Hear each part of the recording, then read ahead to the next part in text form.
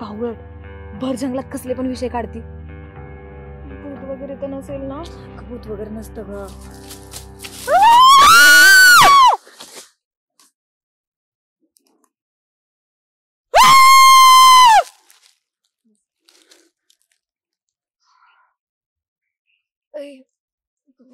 कोण आहे तू? तुम्ही कोण? वेदिका, आदिती. हे पोरी येतोय तुम्ही? हा. मला वाटलं भूत भीते का काय. भूतभीत आहे का इथे?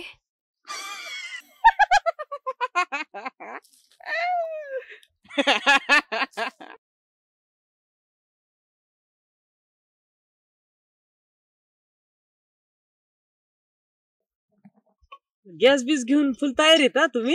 हो मग काय.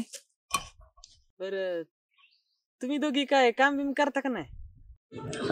हो मी ऍक्टर म्हणून काम करते. मी डिरेक्टरच्या हाताखाली काम करते. म्हणजे मला डिरेक्टर व्हायचंय ना. वय वय वय वय वय ते पिक्चर मध्ये ऍक्शन म्हणतो डायरेक्टर तसं का?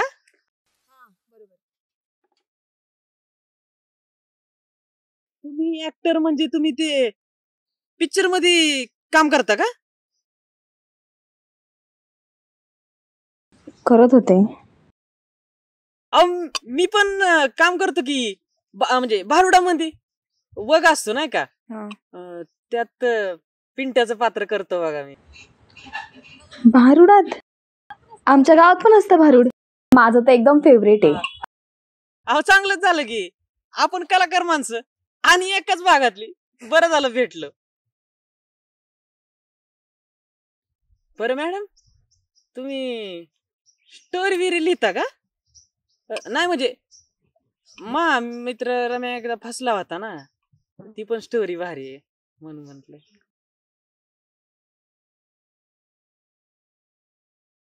सांग ना, आवडेल मला ऐकायला. हे बघा मॅडम, मा मित्र रम्या आहे ना, त्याची 1 एकर जमीन आहे.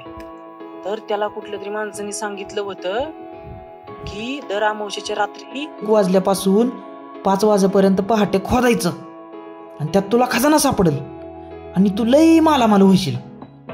त्या माणसाने सांगितलं की रम्या तिथं जायचं अमावस्येच्या रात्री आणि खोदायचा. एकदा मी पण गेलो होतो. भेटला का खजाना? डोंबल्याचं काय नाही भेटलं. लय नाद लागला होता खोदायचा. 2 वर्ष झालं. म्हणजे त्या माणसाने सांगितलेलं खोटं ठरलं ना? फसवलं ना या बावटाला.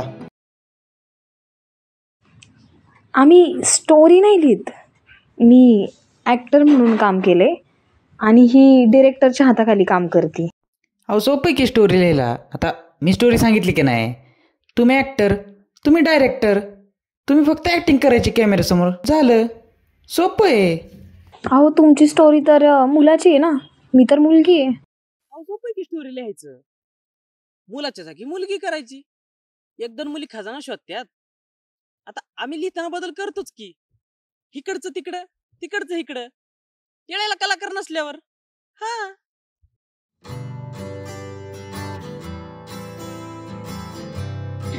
थांबा थांबा थांबा, लगेच नका. मग आम्ही तर करतो ऍक्टिंग, पण तुम्ही काय भारूड इकडेच करतात का नेहमी?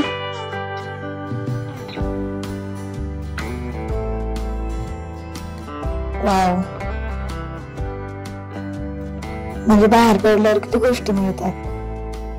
स्टोरी तशी छान आहे याची. नवीन नवीन लोकांना भेटायचं, त्यांची स्टोरी ऐकायची एक वेगळीच मज्जा आहे यार. गावाकडे लोक किती समाधानी असतात, सिटीमध्ये लोक पैशामध्ये समाधान शोधतात. गावाला लोक प्रॉब्लेम पण हसण्यावर घेऊन टाकतात. चला, इकडे आल्यावर एवढं तर समजलं, प्रॉब्लेम छोटेच असतात, पण आपणच त्याचा जास्त विचार करून त्याला मोठा करतो.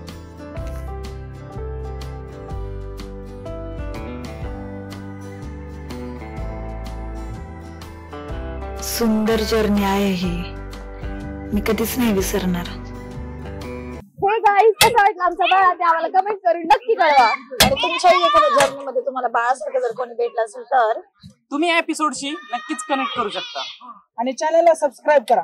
बस एवढंच बोलतोय मी. आणि एपिसोड आवडला असेल तर लाईक करा, शेअर करा, कॉमेंट्स करा, सबस्क्राईब करा, बेल आयकॉनवर क्लिक करा, शेअर करा.